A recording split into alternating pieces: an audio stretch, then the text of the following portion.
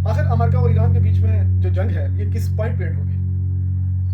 क्या America Iran के ऊपर एटमी हमला कर सकता है? बज़ाहिर तो हमें ये नामुमकिन नज़र आ रहा है मौजूदा हालात के पेश नज़र कि एटमी हमला किया जाए, लेकिन जिस तरह ऑप्शंस कम होते जा रहे हैं, जिस तरह नेगोशिएशन स्पेस घटती जा रही है, आने वाले वक्त में किसी भी हादसे की तवक्को ज़रूर कीजिए। वाशिंगटन पोस्ट ने कल रिपोर्ट किया है कि जो अमेरिका और ईरान के बीच में पाकिस्तान के ज़रिए नेगोशिएशंस चल रही थी थोड़ी बहुत, ईरान ने उससे बैक ट्रैक कर दिया है और किसी भी किस्म के मुज़ाकरात से ईरान ने इनकार कर दिया है।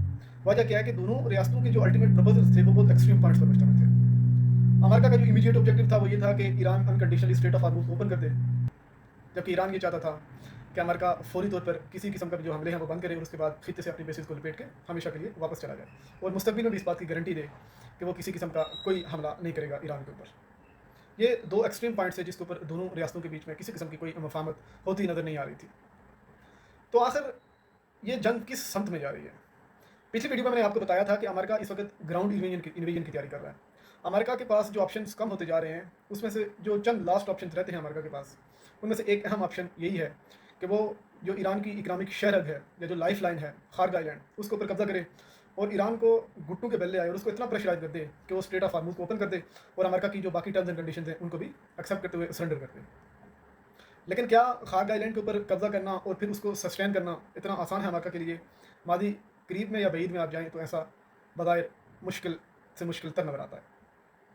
तो फिर अल्टीमेट किस सम्त में जा रही है जंग? कल भी आपने रिपोर्ट किया होगा, देखा होगा कि जो अमेरिका का F-15 तैयारा है फाइटर जेट, उसको ईरान ने अपनी स्पेस में मार गिराया। तो अमेरिका के पास जो नुकसानात हैं जंग के वो भी बढ़ते जा रहे हैं, यानी अभी तक तकरीबन $40 बिलियन जो है वो खर्च कर चुका है पेंटागन इस जंग के ऊपर। इसके अलावा जो नुकसानात हुए हैं मिडल ईस्ट के अंदर, जो उनकी बेसिस को नुकसान हुआ है, जो एयर डिफेंस सिस्टम को नुकसान हुआ है, उसका हिसाब अलग से है। तो आखिर ये जंग किस पॉइंट पे जाकर रुकेगी? देखिए, एक बात क्लियर है, वो ये कि अगर अमेरिका और ईरान के बीच में आइंदा चंद दिनों में मुमकिन जो नेगोशिएशंस हैं उनमें कोई बड़ा ब्रेक थ्रू ना हुआ, तो ये जंग बहुत लिथल सिचुएशन इख्तियार करने जा रही है या बहुत एक्सट्रीम पोजीशन पे जा रही हैं दोनों स्टेट्स और बहुत ख़तरनाक नताइज निकल सकते हैं।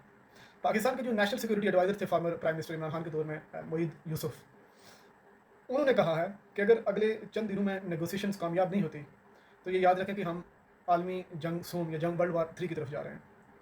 और वर्ल्ड वार 3 पॉसिबल हो सकती है, क्योंकि अगर जो आने वाले चंद दिन हैं इसमें अमेरिका और इसराइल की जो जंगी हिकमत अमली है वो सिविलियन इंफ्रास्ट्रक्चर को डैमेज करने की तरफ चले जाते हैं। अभी भी वो सिविलियन इंफ्रास्ट्रक्चर को ही टारगेट कर रहे हैं, लेकिन अगर वो कल डिसलिनाइजेशन प्लांट्स के ऊपर, पावर प्लांट्स के ऊपर हमला करते हैं, उनको डिस्ट्रॉय करते हैं, तो फिर क्या चाइना इस सब में खामोश रहेगा? उसकी क्या पोजीशन होगी?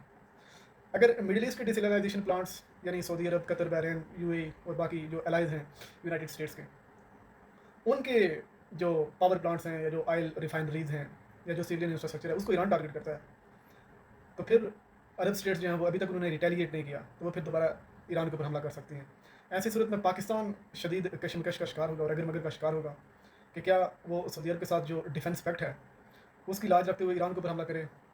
अभी तक तो हमने बड़े स्मार्टली प्ले किया और दोनों बीच स्टेट्स के बीच में हतल मकदूर कोशिश किया कि हम डी एस्केलेट करें, लेकिन आने वाले दिनों में ये टाइट रूट जो है वो और ज़्यादा मुश्किल होती जा रही है हमारे लिए, क्योंकि at the end of the day अगर ये जंग एस्केलेट करती है और सऊदी अरब और बाकी रियासतें जो हैं वो ईरान के ऊपर हमला करती हैं, तो we have to take a position very clearly.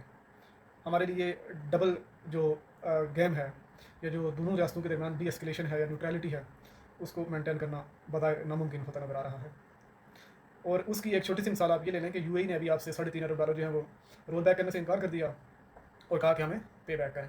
और इसकी बजाय तो वजह शायद ये नज़र आ रही होगी कि वो अपने क्राइसिस का शिकार है, वो चाहते हैं कि हमें अपनी पेमेंट वापस करें, लेकिन $3-3.5 अरब उनके लिए मसला नहीं था।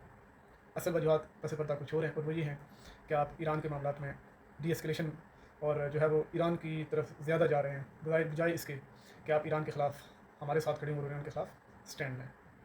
तो ये बड़ी डिफ़िकल्ट सिचुएशन होने जा रही है। खुदा न खास्ता अगर ईरान और अमेरिका के बीच में मामला सेटल ना हुए तो फिर ऐन मुमकिन है कि अमेरिका फ्रस्ट्रेशन का शिकार होगा, और जब फ्रस्ट्रेशन का शिकार होगा, ऊपर डोनाल्ड ट्रंप जैसा पागल इंसान बैठा हो, तो एटमी हमला किसी सूरत भी आउट ऑफ ऑप्शंस नहीं समझा जाएगा। Thank you.